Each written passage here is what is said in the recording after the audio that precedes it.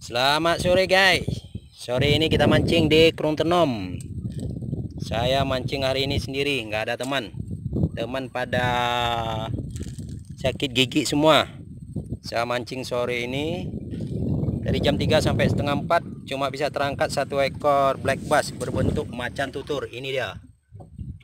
Cuma satu ekor aja untuk sendiri.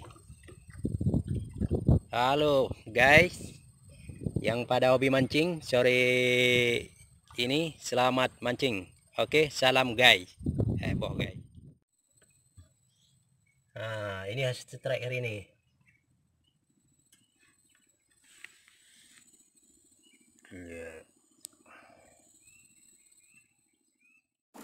Gulung.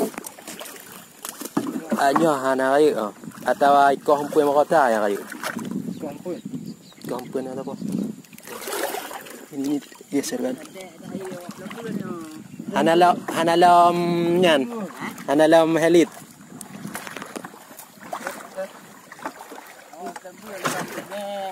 Ya. Hana kayu. Udang dalam tas. Hana punahnya ada mau. Ada orang yang punahnya. Punah raya lo. Punya kumpul kan.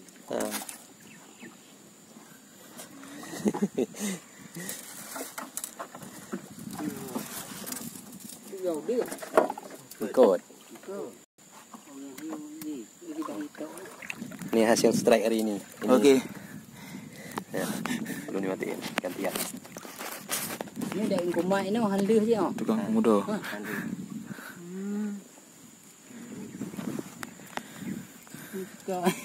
Gadohnya 2 on ni kamera. Hah? Gadohnya 2 on kamera ya apa hai bulan. Pada you mah? Batuk. Mak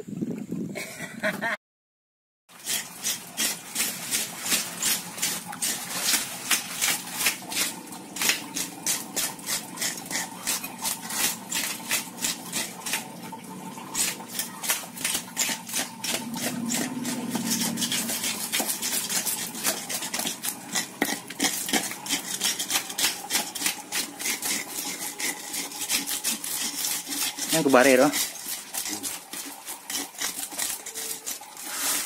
Kubage wah. Nih. Nó còn bé tiền mà. Canto.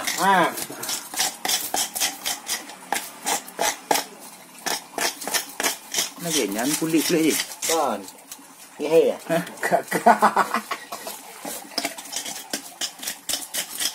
Nó cái ompong ah. Ada adu no. Lagi? Kerling kon.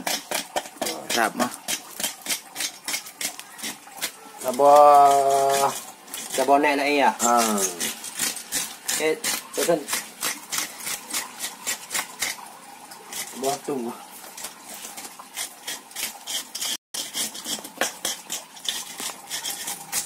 Don hadir tu. Bewanya mentang nah, dek mati nah. Fikir betul. Laki bawa ya enggak? Jadi Pak Awan pui berapa menurut?